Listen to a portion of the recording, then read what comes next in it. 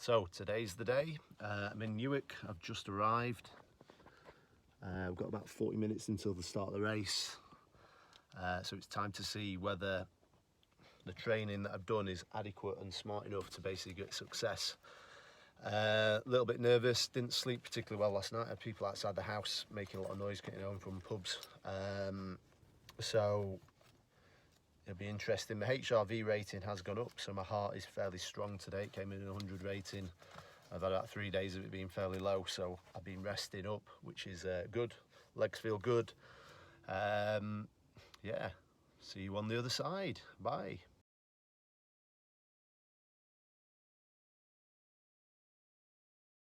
Hello everybody, so that's the Newark Half Marathon just completed. I didn't succeed in matching my time or getting a sub 2 hour time due to quite a nasty flare up of my T-band around about the 20 kilometre mark, 19 kilometres I think, so I ended up having to walk the last 2.5 kilometres, which just slowed me down. A little bit disappointed because I was on at the 10-mile mark, had managed to get a personal best, or a recent personal best, so I was around about an hour and a half for 10 miles, and I was looking quite comfortable for a sub 2 hour time. Unfortunately, my right IT band and glute flared up a little bit towards the last stage. I mean, so the feedback from it is the training does work, but it wasn't quite successful enough for the full half a marathon distance. So for long distances like 10 miles, 10k, it was an effective training method, but for the slightly longer distance, the training wasn't quite suffice enough to make sure the wheels didn't fall off, which is what happened on the last 2 kilometres. But I'm pretty happy with it. I've got round. I'm not actually injured because I stopped, so I trained smart, or computed smart, so I actually stopped before the end of the before the actual injury flared up into anything more serious, and at the minute it's just slightly achy. I can still walk on it, I can still jog on it very, very slowly.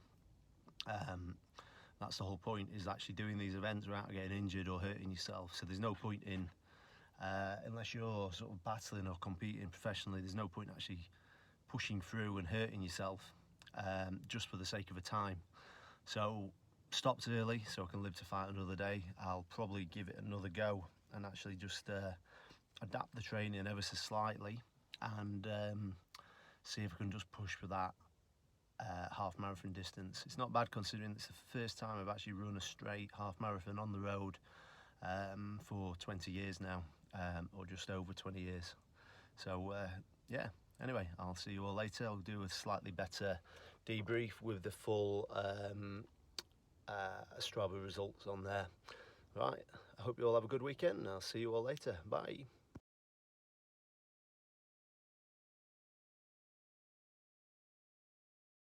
Good afternoon, everybody. So today I finally managed to get a chance to review the results of my experiment of training for less than 30 minutes at a time, except for one long run a week, to basically get fit enough to train and complete a half marathon. So I chose the Newark Half Marathon partly because it was flat, which may have actually been a mistake in hindsight due to not actually being used to running on flat road conditions, but that's a different story. So basically, a little bit of background of what's happened or what's gone on. About 10 weeks ago, 12 weeks ago, I had a vasectomy, which meant I was out for approximately 2 weeks. This was also just coming up to at the end, around about that time. I was also just recovering from a chronic back pain, which I'd had for around about a year, which has severely restricted how much I could exercise and what type of exercise I could do. So this whole process was an experiment to see if you can actually train and get results without doing a vast volume of exercise or training hours. So when I started the process, I started off at about 95 kilos, which is 15 stone, and I was approximately 20% body fat at the end of the process. So today I've weighed myself and checked in. I'm 90 kilos and I'm 16.5% body fat. So through the whole process I've dropped about 11 pounds or 5 kilos, and I've dropped 3.5% body fat in this time.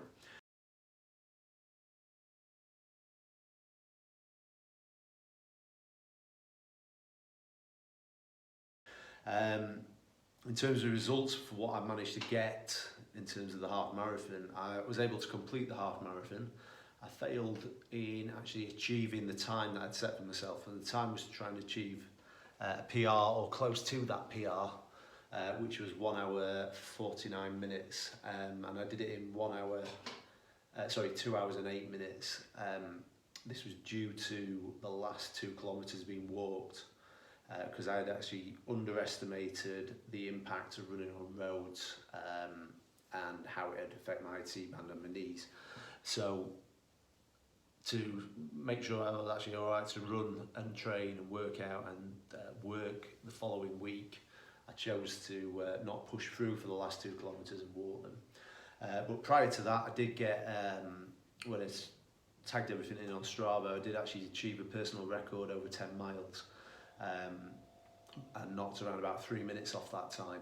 So I may not have achieved the ultimate goal of achieving the half marathon in a sub 2 hour time, but I did actually achieve a personal record of over 10 miles, which shows that the training that we did and the style of training does work and it can get you results. With some modification, I probably could have actually done better in the half marathon itself.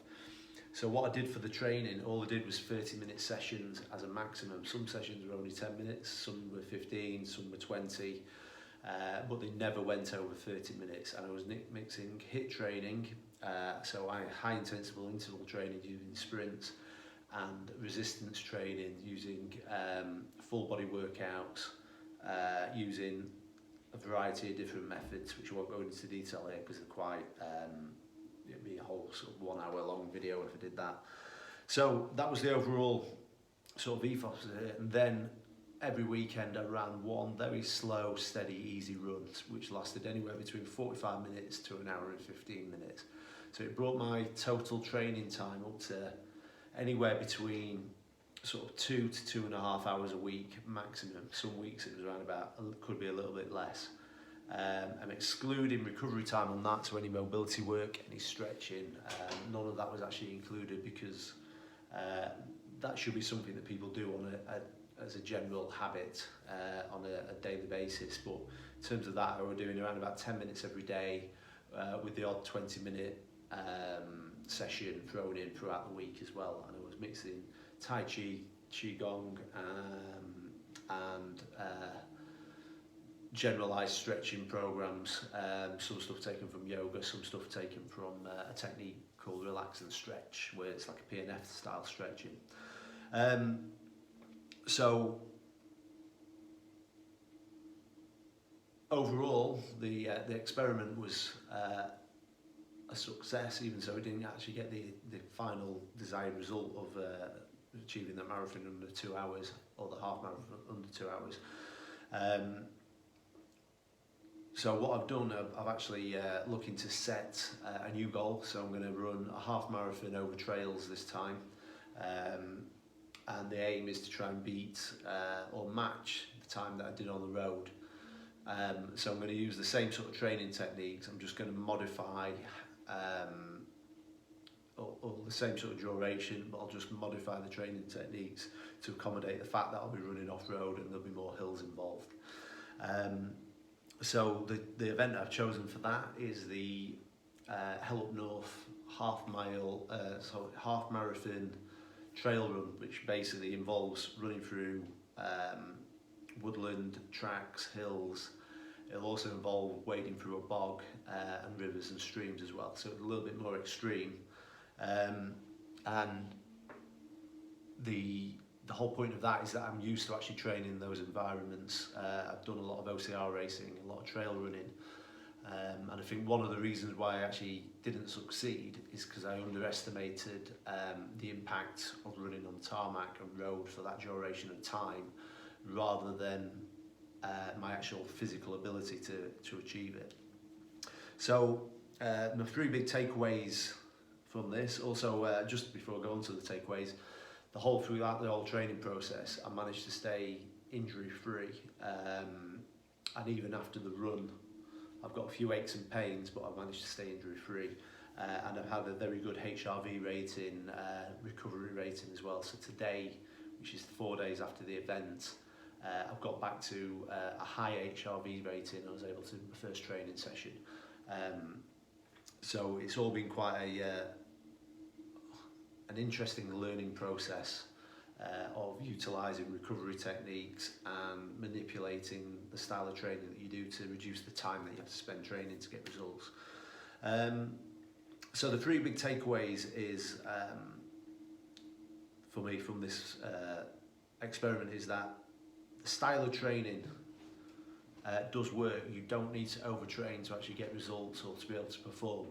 You may not be performing up there with the absolute elite, but not many people are. But if you're performing for your own satisfaction, your own personal kudos, just to challenge yourself and push yourself, it is achievable without having to overtrain or put ridiculous amounts of hours in every single week to get those results. The second thing is that as we get older, rest and recovery is absolutely key. And one of the things that I found that worked the best for me was tracking the HRV rating. So tracking how strong my heart was and how strong the contractions of the heart were, how efficiently it was working, and then dictating the rest days depending on how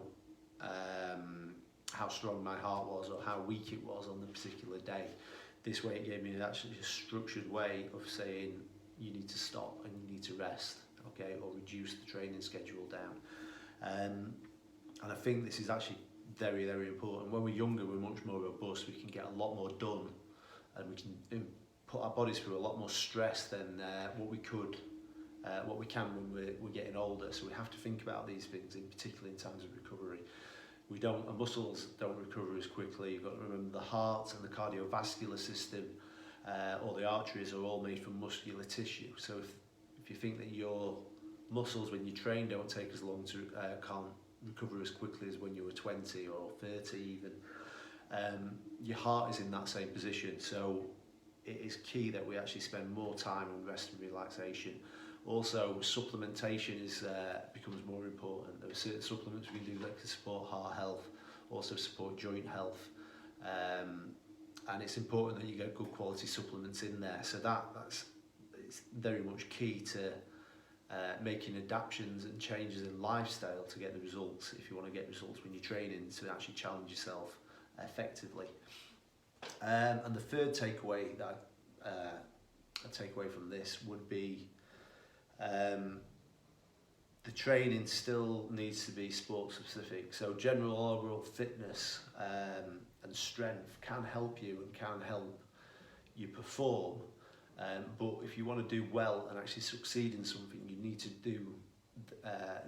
do specific sort of training methods or train for that sport. So for example, if you're a cyclist and you decide to run a half marathon, you still need to go out there and do some runs to get into that position. You still need to go out and run if you want to run a half marathon. If you want to do a bike ride, you still need to ride a bike. Your general fitness will get you through it, but if you want to perform well, you do need to make sure that your training just has some elements that are sport specific and actually adapt to that challenge. So that's my overall review. Hopefully this has been of use to people, and if you'd like more information, you can, or you'd like to join in with some challenges, you can join us on our Facebook group, which is the Awesome After 40 Facebook support group. You can also follow us on Facebook, Instagram and LinkedIn as well. Right guys, I shall see you all later, and I hope you have a great rest of the summer.